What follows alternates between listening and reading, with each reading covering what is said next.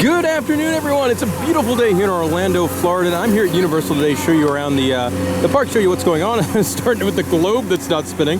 I come to this park all the time. I've never seen the globe not spinning if they were not like out there shooting pictures or anything, so that's kind of weird. Anyway, I'm going to show you all the construction going on in the resort, show you what's new, anything I find interesting. Let's go wander around the park. Let's start off the video by showing off what's going on in Hogsmeade. Of course, the Potter coaster is coming along. You can see the most interesting thing is this big vertical spike element, which we believe is going to be like sort of like switchback at ZDTs, where you're going to go up and then go in reverse and go a different way. You could also see another support over there. You know, heavy construction continuing. You got multiple cranes on site, but you just can't see a ton. In what might be the most interesting short-term project in the resort, you can see them testing out the fountains for what's going to be the new nighttime lagoon show. And they have a lot of equipment installed in here. This is I've got pretty decent expectations for this. You know, it does have a very much a World of Color-esque vibe with the fountains. Not nearly on the scale of World of Color is, but they just don't have that much of a lagoon here. But I'm a big fan of World of Color out in California. I also love the Bellagio fountains. So I'm hoping they're going to deliver a good nighttime show, which I have not seen them do lately.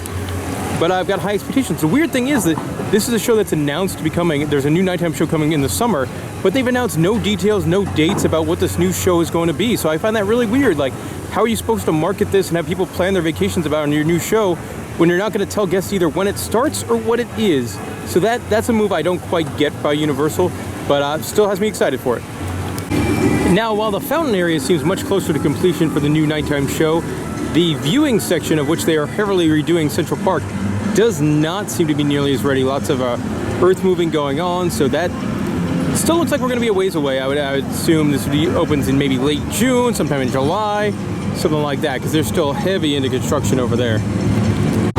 So I'm here in Camp Jurassic, where the internet's been abuzz because these markings have shown up on some of the Pteranodon Flyers supports, but unfortunately it's nothing for me I would get excited about, as I believe it's just to give these guys a fresh coat of paint that the ride sorely needs.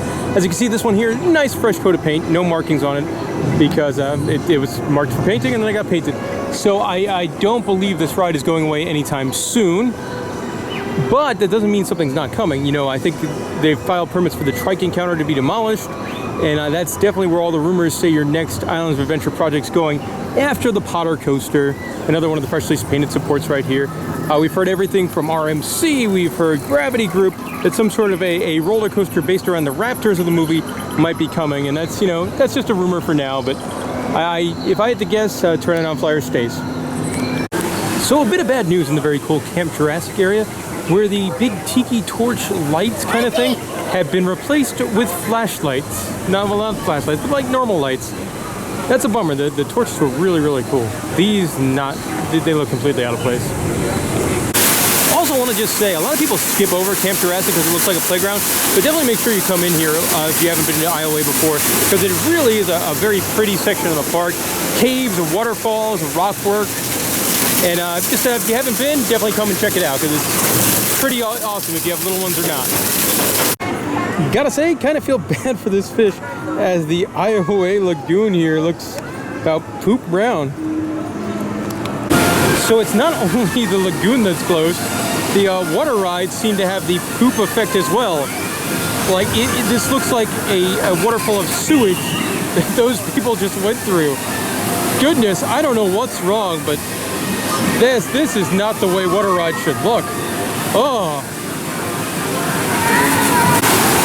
And no surprise here that Popeye is also poop brown. Icky, gross. This is really kind of disturbing. So I put the mystery of the poop brown water out there on Twitter, and the popular belief is that this is a result of the massive amounts of rain we've had in Central Florida over the past week or two. So that is probably what caused all the kind of funky water here. Over here you can see that it looks like the external construction on the Aventura Hotel looks almost done. A little over 2 months away from opening. That opens up in August, and looks kind of snazzy from the outside. I figure like them having a tower hotel really makes sense on the end of the property. Another month, another update video, and another time nothing has changed on the outside of the old T2 ride. While T2 3D shut down over in October, they still have the toys, but there is a considerable sale, so if you want any of these guys, they're still up for grabs for the time being. The Uni Minis, some of the bigger action figures.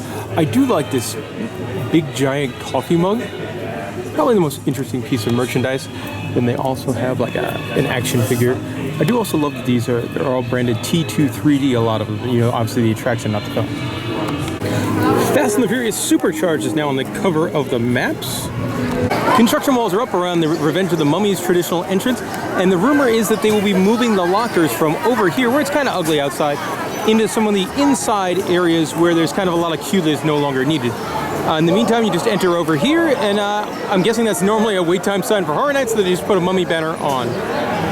Not sure how I feel about this. I never really use the lockers, but sometimes when they move the lockers inside, like at Gringotts or Forbidden Journey, it gets very, very cramped in there. So hopefully they know what they're doing. Maybe what I would love to see is that they swap out these lockers for those new ones like they have on Hope. They just work much, much better. So a couple of interesting things here in the prop shop this time. First of all, this might be my favorite. They have these giant, I guess they are war clubs used from the layer that Banshee scares on at Halloween Horror Nights 26. They got some big stuff from the Mummy gift shop, so you could buy like this giant vase that's taller than I am, or this. You could buy this. Always fun to see the prices on these. If you want this Mummy sarcophagus thing, it would be only $2,000. And if you need a giant vase for your house, it'd be $900. With the next movie coming out pretty soon, you will see not really some theming, but some Jurassic World Fallen Kingdom banners around the Jurassic Park area, like this one here, advertising Jurassic World Fallen Kingdom barbecued ribs. So I never really played the Midway games here at the park, but I love this prize, a potted baby Groot plushie thing. I do really like these new Islands of Adventure t-shirts. You don't see a lot of Islands of Adventure specific merchandise, and this really plays up very much the port of entry in the first section of the park. So do like this shirt. If you're curious, it's gonna run you 25 bucks. There is no better way to start or finish your day here at Universal Orlando than stopping by Voodoo Donuts. No line right now when I went there, trying the Diablo Rex today. Love these donuts. Last but not least on this update video is a little bit of bad news. Emerald's is closing. It's going to be shutting down in July, I think July 3rd or something around there.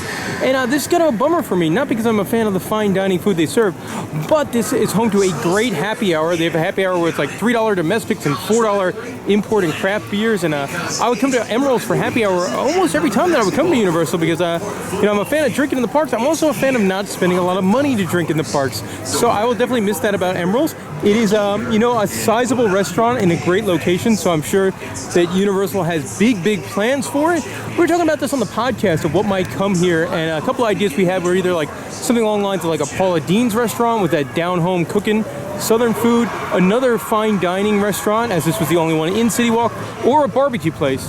There is plenty of room here, and it's an e-ticket spot, so who knows what'll show up, but that'll do it for this update. Thank you guys for watching. I love doing these things. Love Universal. Come here, probably about twice a month now.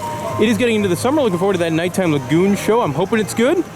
And I love summertime here. I love and hate it. I love it because you get longer hours during the summer. These parks a lot of times close at 10, and that's a really great. A lot of times in the off season they close at like, around 6 or so. So getting the long hours is really, really nice. Well, of course, summer weather in Orlando is not the greatest. It's, lots of rain. It's 1,000,000 degrees, but it's not quite there yet. It's coming. But thank you guys for watching. Be sure to listen to the In the Loop podcast. Follow me on Twitter at In the Loop Legend. Be sure to like our Facebook page at In the Loop Podcast on Facebook. Thank you all for watching. We'll see you all next time.